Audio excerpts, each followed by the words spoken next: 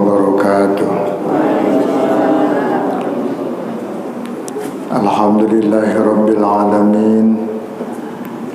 Wassalatu wassalamu ala asyrafil mursalin sayyidina wa syafi'ina wa habibina wa maulana Muhammadin wa ala alihi wa sahbihi ajma'in, amma ba'du.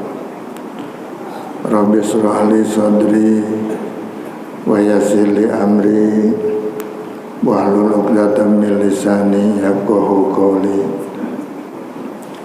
Rabbi shrah li sadri wa yassir li amri bijahin Nabi Muhammadin sallallahu alaihi wasallam ila hadratin Nabil Mustafa Muhammadin Rasulillah sallallahu alaihi wasallam wa azwajihi wa dzurriyyatihi wa jami'il anbiya wal mursalin wal malaikatil muqarrabin wasyuhada wassalihin wal ulama'il amilin wal fuqaha wal muhandisin wal qurra wal mujahidin fid din min masyariqil ardi wa gharbiha bi barriha wa bahriha ila arwahi abaina wa ummahatina wa jadadina wa jaddatina wa qurbatina wa ahli baitina wa masyayikhina wa muallimina wa ikhwanina minal muslimin wal muslimat wal mu'minin wal mu'minat susun narihim alifi hadal kitab nafa'na Allah bi ulumih wa sahalallahu bi fahmi syai'ulillahi lahum. Al-Fatihah. A'udzubillahi minasyaitonir rajim. Bismillahirrahmanirrahim. Alhamdulillahirrahim. Maliki yaumiddin. Iyyaka na'budu wa iyyaka nasta'in. Ihdinas siratal mustaqim. Siratal ladzina an'amta 'alaihim ghairil maghdubi 'alaihim waladdallin. Amin.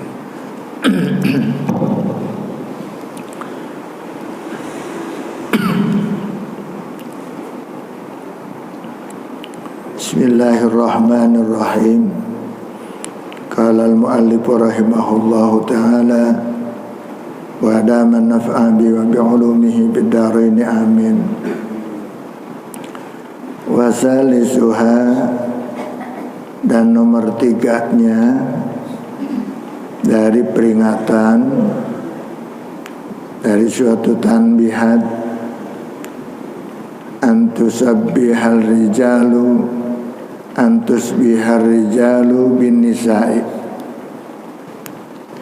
menyerupai seorang laki-laki itu dengan perempuan, niru-niru perempuan, laki-laki niru-niru perempuan. Bima yukhtasu, di dalam perkara yang dikhususkan, bihinna, untuk perempuan, urban biasanya, goliban biasanya, ya. Jadi meniru-nirunya laki-laki itu dengan perempuan, menyerupainya dengan sesuatu yang biasanya itu khusus untuk perempuan. Min libasin, dari pakaian. Nah, pakaian perempuan dipakai oleh laki-laki, enggak boleh. Apalagi di dalam lomba-lomba nih, main bola biasanya nih, ya, bapak-bapak pakai daster, itu enggak boleh itu, ya, enggak boleh. Bapak-bapak pakai, ya, pakai konde gitu ya. Itu biasanya perempuan pakai jilbab dan sebagainya, libasin pakaian. Jadi perempuan pakaian perempuan pakainya, laki-laki pakaian laki-laki. Jangan kita laki-laki pakai pakaian perempuan, tapi yang khusus. Sebab ada pakaian yang tidak khusus, seperti celana panjang ya, celana panjang. Perempuan juga ada yang pakai celana panjang. Iya, celana panjang. Tapi biasanya celana panjang itu agak beda, perempuan dengan laki-laki celana panjang. Min libasin dari segi pakaian, au kalamin atau ucapan niru-niru laki-laki kepada perempuan. Apa itu namanya? Itu bencong ini, bencong, banci itu. Nggak boleh, jadi banci nggak boleh Pak, kecuali memang sudah kudrat ya. Kudrat itu adalah memang ada yang banci muskil, khunsa muskil. Jadi dikata laki-laki ya perempuan, dikata perempuan ya laki-laki. Mohon maaf, punya kelamin dua macam, ya dua macam, atau serba kecil gitu, ya serba orang badai, silakan. Khunsa muskil namanya, dan itu memang sudah kodratnya, namanya khunsa ya. Kalamin au harakatin atau gerakan jalan, laki-laki dan perempuan gayanya lain. Laki-laki jalannya kayak apa, perempuan mestinya gaya perempuan, ada gaya perempuan. Dan laki-laki kalau niru-niru perempuan juga bisa juga, tapi nggak boleh seperti perempuan. Gerakan lenggangnya bagaimana umpamanya, gini gitu ya. Ada lenggak-lenggoknya kalau perempuan. Laki-laki nggak boleh begitu. Laki-laki aja gayanya, harokahnya. Wa aksuhu, dan sebaliknya, haramun adalah haram, tidak boleh, dilarang. Sebaliknya ya perempuan pakai pakaian laki-laki, bergaya laki-laki. Nah, walaupun itu dibilang tomboy ya bapak itu kan, itu nggak boleh.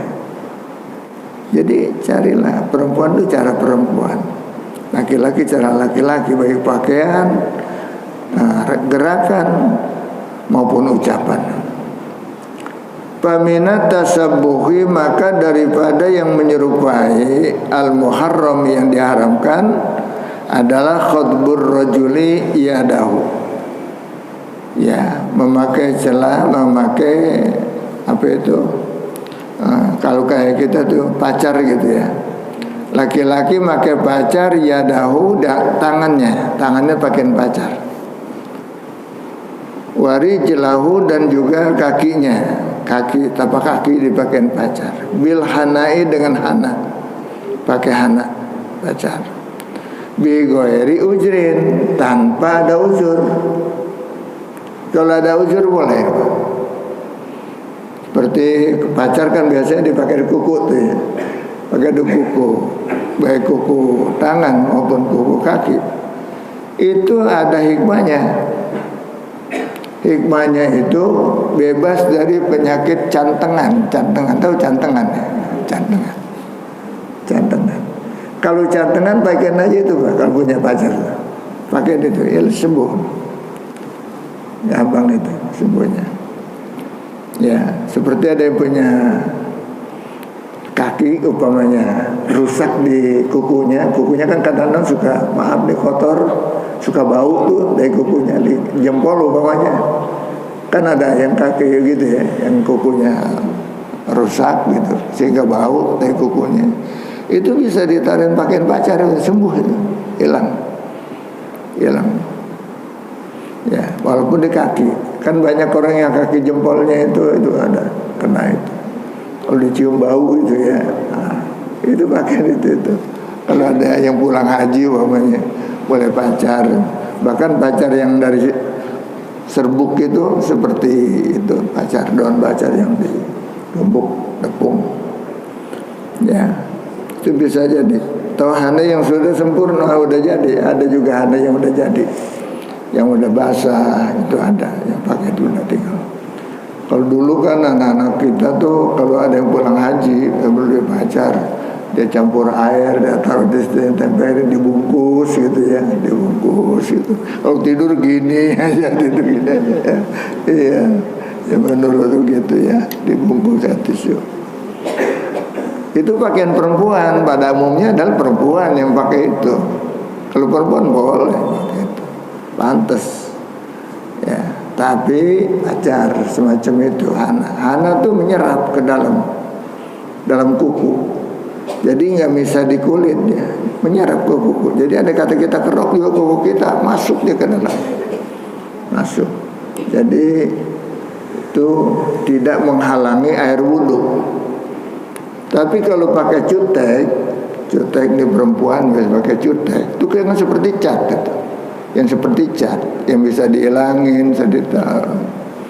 Itu waktu wudhu harus dibuka dulu, dikupas dulu, dihilangin dulu. Agak repot itu pakai cutek. Perempuan-perempuan kan banyak tuh memberhias diri dengan itu. Wastimalur rajuli asyaba, dan memakainya laki-laki itu pakaian perempuan. Wal kawafi, begitu juga tutup kepala. Pakai apa pakaian perempuan itu? Jilbab. Pakai jilbab nggak boleh perempuan, laki-laki. Dulu pernah tuh ada yang belagu tuh anak-anak ya, sholat taraweh ceritanya. Sholat taraweh dia pengen nyampur, pengen deketin perempuan. Bagaimana caranya nih? Dia pakai ini, pakai mukena. Dia pakai mukena dulu. Dari rumah udah pakai mukena, ujuk gitu ya. Sampai di masjid atau di musola dulu. Dia di situ ya ikut aja dengan perempuan kiri kanan itu, dia nyampur aja dia. Itu yang nakal itu ya. Itu perbuatan yang haram, nggak boleh. Udah pakaian juga haram, kelakuannya juga haram. Meniru-niru dengan perempuan. Mohon maaf, ada juga yang kejahatan-kejahatan. Ya, sebetulnya itu perampas, apa itu? Ya, pencuri. Seperti mohon maaf, seperti di kejadian di Saudi gitu kan, pada pakai cadar tuh. Laki-laki kan nggak kelihatan, entah laki-laki dan perempuan pakai cadar. Padahal dia maunya dekat-dekat perempuan, ntar dia curi itunya, dia rampas apa tasnya atau apanya, nyamperin perempuan, ntar dia kabur. Pas dia kabur dia lepas tuh pakaian itunya, kan udah kelihatan itu, ya udah kelihatan lagi, udah dia pakai cadar padahal orang ke sana, padahal udah buka. Nah itu kan sekalian, hati-hati juga nih pada pergi umroh, pergi haji. Kadang-kadang ada kejahatan-kejahatan yang semacam itu. Ya sebab orang jahat nggak di sana di sini sama aja. Orang yang nakal yang jahat ya sama aja. Bahkan di sana kadang-kadang lebih berani lagi anak-anak. Merasa orang yang datang sana itu orang kaya semuanya. Sedangkan dia merasa orang susah semuanya. Sama juga dia ngambil haknya gitu. Nah ini kadang-kadang punya paham yang semacam itu. Orang-orang miskin di sana, dia cuma ngambil haknya aja. Seolah-olah dia harus sedekah, dia harus zakat itu. Jadi dia merampas orang miskin, dia bolehkan dalam merampas untuk orang kaya. Dianggapnya pada pergi haji, umroh itu orang kaya semuanya. Sehingga dia menghalalkan semacam itu orang-orang miskin di sana. Ya, makanya hati-hati ibu-ibu tuh, terutama. Itu kalau udah kabur gitu hilang benarnya, udah nggak bisa ketemu. Udah susah nyarinya. Allati fiha khuyutul qasbi walau yasiron, dan pakai topi atau kerudung di mana di situ allati fiha yang ada pada kerudung itu khuyutul qasbi, benang-benang emas, pakai ada benang emasnya gitu. Di peci ada benang-benang emasnya. Itu biasanya perempuan itu. Walau yasiron, walaupun sedikit benang emasnya. Li'annahu min zinatin nisa'i al-mukhtasati bihinna. Karena bahwasanya itu adalah pakaian khusus untuk perempuan Ya, al-mukhtasati yang dikhususkan bihina untuk perempuan. Faman fa'alahu, maka barang siapa yang melakukannya minar rijali, daripada laki-laki, melakukan pakaian perempuan, memakainya, soro mutasabbihan bihinna, maka jadilah laki-laki itu menyerupai dengan wanita-wanita mal'unan, orang itu terkutuk, terlaknat, baik laki-laki meniru perempuan atau perempuan meniru laki-laki. Ala lisani nabiyhi sallallahu alaihi wasallam, menentang atas ucapan Nabi kita, Nabi besar Muhammad sallallahu alaihi wasallam. Wa mahruman, dan diharamkan, min huliyatil jannati, daripada pakaian perhiasan surga. Orang yang meniru-niru pakaian itu juga selain daripada dikutuk, ya, juga dia nanti haram mendapatkan perhiasan-perhiasan di dalam surga, sebab dia itu tidak masuk surga. Albasanallahu ta'ala, semoga Allah memberikan pakaian kepada kita, ya, bimannihi, dengan kemurahannya, wa karomihi, dan kemuliaannya Allah, hilyatal jannati, perhiasan surga. Moga-moga Allah kelak nanti ketika kita bangkit dari kubur, belum lagi masuk ke dalam surga, sudah dijemput dengan pakaian-pakaian perhiasan-perhiasan surga. Sebab nanti Bapak Ibu, selesai kiamat, belegar selesai, maka permukaan itu menjadi rata, permukaan itu putih, bagaikan tanah perak, seperti tanah perak. Ya, nanti bangkit tuh orang di situ, dari permukaan yang masih kosong itu, nggak ada pohonan, nggak ada gunung, nggak ada, rata semuanya. Maka ditiup sakakala, oleh malaikat Israfil, maka keluarlah dari sakakala itu ruh-ruh yang bernyawa, makhluk yang bernyawa, baik dari manusia, malaikat, jin, segala macam, keluar itu dari trompet itu, dari sakakala itu keluar ruh-ruhnya, masing-masing lubangnya. Orang-orang soleh, para nabi, para rasul, para ulama, itu ada lubangnya masing-masing. Ini lubangnya ruh para ulama. Jadi lubangnya banyak, mengeluarkan ruh. Nah, binatang juga ada ruhnya, keluar dari situ juga lubang ruh binatang. Keluar tuh dari trompet. Begitu jin, setan, segala macam, keluar dari situ. Mudah-mudahan ruh kita keluarnya dari lubang orang-orang soleh, ya. Nah, sebab nanti itu adalah sahabat-sahabat kita yang paling mulia.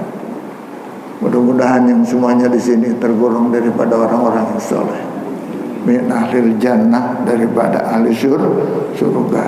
Nanti berdekatan tuh ruhnya itu dengan para orang-orang soleh yang lain, ulama, solehin, syuhada, dan para nabi, ya. Itu keluar ruh dari situ. Ruh itu nyamperin kuburannya, di mana dia dikubur. Begitu ditutup sakakala, kalau dikuburnya di Bake, ya sampai ke Bake di sana, pernah batas Bake. Nah kalau di Malang. Nah kalau di Kober sini, wah Kober sini, pemakaman Joglo, main Joglo, lapangan situ semuanya. Maka bangkitlah manusia, bangkit dari kubur. Nah, orang-orang soleh nanti begitu bangkit langsung dijemput oleh, udah ada pakaian. Begitu bangkit telanjang, tapi langsung diberikan pakaian. Mudah-mudahan kita dapat pakaian semuanya. Sedangkan orang-orang yang kafir, yang ingkar akan ini, nanti akan telanjang bulat. nggak malu, udah nggak ada rasa malu di sana sih, udah hilang pikiran. Dia mikirin dia di mana nanti tempatnya, surga apa neraka dia nggak tahu, ya. Itu dipikirin kehidupan abadi selama-lamanya. Maka akan dikumpulkan nanti di padang mahsyar. Mereka semuanya ke padang mahsyar. Di mana padang mahsyar? Dalam satu riwayat dikatakan di Palestina. Di Palestina nanti itu. Kumpulnya pusatnya ke sana. Para nabi, para rasul di sana. Memang kuburnya juga para nabi kan banyak di sana. Waktu kita ziarah, umpamanya waktu ke Palestina, kita ke Baitul Maqdis, ya di sana memang kita ziarah ke makam-makam para rasul, termasuk Nabi Ibrahim alaihissalam di Hebron di sana. Nabi Musa di juga perbatasan Yordania. Sana para nabi, para rasul semua. Nabi Ishak, Nabi Yakub di sana semua. Kan nanti kita, insya Allah, kita, mudah-mudahan kita semuanya nih ya. Setelah bangkit dari kubur, datanglah kendaraan yang mengantar kita ke sana, gitu. Bukan jalan kaki. Orang-orang sana nggak jalan kaki, naik kendaraan. Apa kendaraannya diantaranya? Nah ini masjid jadi kendaraan kita nanti insya Allah. Masjid di mana Bapak rajin di sini, rajin itikaf, rajin berjemaah, nanti akan jemput Bapak, jemput Ibu nanti. Mau berangkat kemana? Menuju mahsyar, tempat kumpulnya amal soleh kita, itikaf kita, tadarus kita, yang menjadi tiket kita. Ya, berjemaah kita salat di sini menjadi tiket kita. Ya, mudah-mudahan di Ramadan berkah Jumat ini Allah kabulkan niat kita semuanya. Keinginan kita dibuktikan nanti oleh Allah Subhanahu wa taala. Wa hasuna ulaika rafiqo. Dan itulah sebaik-baik teman kita nanti yang gini-gini nih, orang-orang soleh semua. Insya Allah. Mudah-mudahan Allah mudahkan segala urusan kita menuju jalan ridho Allah Subhanahu wa taala. Semoga kita begitu bangkit dari kubur langsung pakaian sudah tersedia. Pakaian kita, ya, mahkota kita. Mahkota Pak, ada mahkotanya lagi. Pakai mahkota. Mahkota apa? Muslim, mukmin, mahkotanya. Ya. Mudah-mudahan ibu-ibu juga demikian, ya. Dengan ridho kita beramal soleh, mumpung lagi hidup dan sehat badan kita lakukan semuanya, kita perjuangkan untuk mendapatkan jalan yang diridhoi oleh Allah Subhanahu wa taala. Babu iyadatil marid ini usaha lain bab nih. Bab ini tentang menjenguk orang sakit. Nilainya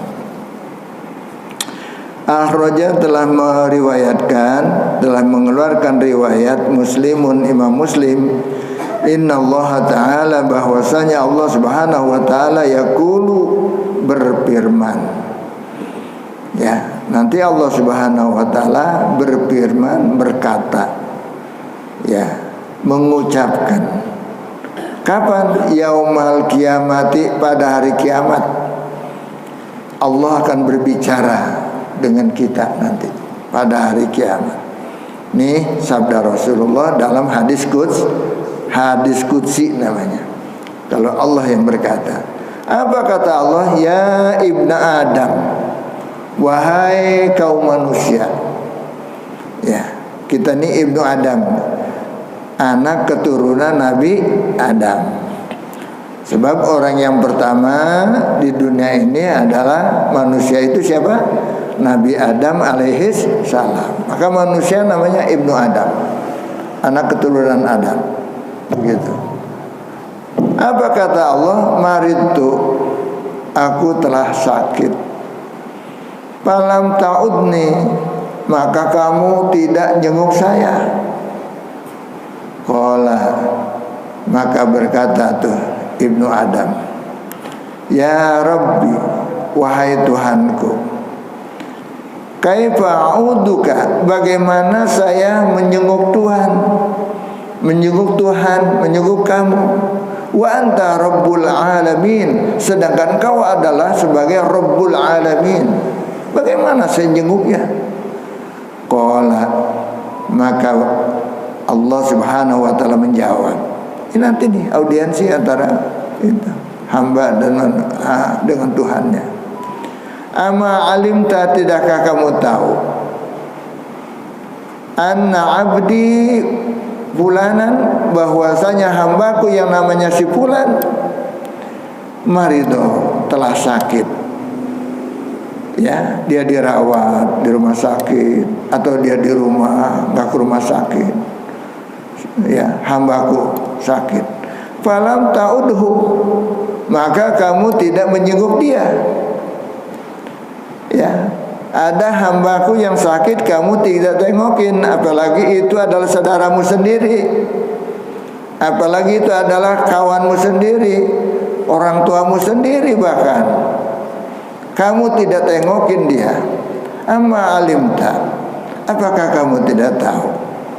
Annaka, bahwasanya kamu, lau'uttahu, jika kamu menjenguk dia yang sakit tadi, ya, aujatani indahu, niscaya kamu adalah menjumpai aku di sisinya. Ya, jadi kalau kita jenguk orang sakit, maka kita akan berjumpa dengan Allah. Ai lau au jadda indahu, lawajadta indahu, lawajadtu indahu, niscaya aku menemui kamu di sisinya. Ya, sawabi dengan ganjaran pahala yang dari aku. Allazi la nihayata, yang tidak ada batas, begitu li azamatihi, saking besarnya pahala yang Allah berikan kepada orang yang jenguk itu, ya, pahala yang luar biasa. Jadi maksudnya ketika kita jenguk orang sakit, sama juga kita menjenguk Allah Subhanahu wa taala. Sebab apa? Di situ akan ada pahala yang besar Allah berikan kepada orang yang jenguk orang yang sakit. Luar biasa, ya. Sehingga Allah menuntut nanti di hadapannya pada hari kiamat. Ya, makanya wajib kita jenguk saudara kita, apalagi orang tua kita sendiri, saudara kita sendiri. Kalau sakit kita tengokin. Kalau sakitnya sampai parah, gitu ya. Sebab kadang-kadang dia merindukan kehadiran kita. Apalagi penyakitnya itu memang yang mengakhiri hidupnya, yang sampai dia meninggal di sana. Kalau kita nggak nengokin, Pak, Masya Allah, saya gimana? Rugi, nyesel kita. Sebab tidak bertemu dengan dia pada hayat yang terakhir. Sebab dia akan berpesan kepada kita, akan berpesan kepada kita. Sering banyak orang yang kita tengokin rumah sakit, kita doain, dan itu juga kita minta doain sama dia. Kita doain dia dan kita juga minta didoain sama yang sakit. Doain saya juga, semoga Allah berikan banyak umur, sehat walafiat. Sebab doa orang yang sakit itu untuk orang yang jenguk tuh makbul juga. Gua doain lo umpamanya nih, supaya lu badan sehat, banyak umur, bisa pergi haji umpamanya. Nah itu didoain itu insya Allah kabul tuh. Bila mana kita menjenguk kepada orang yang sakit. Sebab doa itu yang diucapkan oleh orang sakit adalah ucapan Allah sendiri. Ucapan Allah itu, saya akan kabulkan segala keinginannya. Subhanallah, luar biasa, Pak. Ya, kayak kalau kita jenguk orang sakit, jangan kita meremehkan tentang doa dia pada kita. Dia aja lagi sakit, boro-boro mau doain gua. Jangan begitu. Justru doanya orang sakit itu makbul untuk kita. Dimana memang sakit itu takdir dari Allah Subhanahu wa ta'ala. Bahkan sakit itu bisa jadi hikmah bagi kita. Banyak istighfar, banyak berdoa, banyak ingat akan mati. Sehingga kita banyak zikirnya, banyak baca Qur'annya, banyak bertasbihnya, banyak istighfarnya kita. Kalau pakai sakit dulu. Coba kalau dadakan itu orang meninggal, yang nggak pakai sakit lagi. Ini, ya, Maka tergantung yang terakhirnya hidup dia sedang ingat atau lalai kepada Allah Subhanahu wa ta'ala. Mudah-mudahan kita husnul khotimah semuanya ya. Dalam rangka kehidupan kita akhiri dengan amal soleh. Sedang iman kita kuat dan sedang kita beramal soleh, dan masih Allah berikan kemampuan kita mengucapkan kalimat la ilaha illallah. Banyak kalau ada yang sakit, udah payah itu udah kita talqin aja baca zikir la ilaha illallah ya, sampai dia bisa mengucap la ilaha illallah ya. Maka barang siapa man kana akhiru kalamihi la ilaha illallah dakhalal jannah, barang siapa yang mampu mengucapkan ucapan yang terakhir, maka dengan ucapan kalimat la ilaha illallah dakhalal jannah, masuk surga begitu.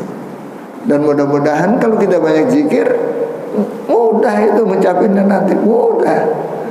Yang berat yang belum biasa ya, paling tidak satu hari kita biasakan 360 kali la ilaha illallah, paling tidak satu hari 360. Sebab di dalam tubuh kita ini ada 360 ruas tulang yang harus kita isi. Tulang belulang kita ini ruasnya itu dengan la ilaha illallah, dengan iman. Sehingga insya Allah akhir hayat kita dengan mudah mengucapkan kalimat la ilaha illallah. Berapa kali satu hari satu malam? 360. Ya kalau lagi ingat gitu ucapin aja, lagi duduk kayak lagi diri kayak lagi jalan kayak kapan aja, udah banyakin la ilaha illallah aja ya. Banyakin la ilaha illallah. Tiada Tuhan yang wajib disembah, tempat kita meminta, tempat kita mengadu hanya kepada Allah Subhanahu wa ta'ala. Mudah-mudahan husnul khotimah semuanya ya. Ya cukup sampai di sini. Mudah-mudahan apa yang kita terima pada saat ini menjadi ilmu yang bermanfaat bagi kita semuanya ya. Tentang masalah kita ya Dr. Mari menjenguk juga orang sakit. Mudah-mudahan kita ajukan sehat semuanya, dan kecuali sakit akhir hayat kita sebagai peringatan supaya kita banyak zikir dan kita insaf kepada Allah Subhanahu wa ta'ala. Wallahul muwaffiq ila aqwamit thoriq. Assalamualaikum warahmatullahi wabarakatuh. Alhamdulillah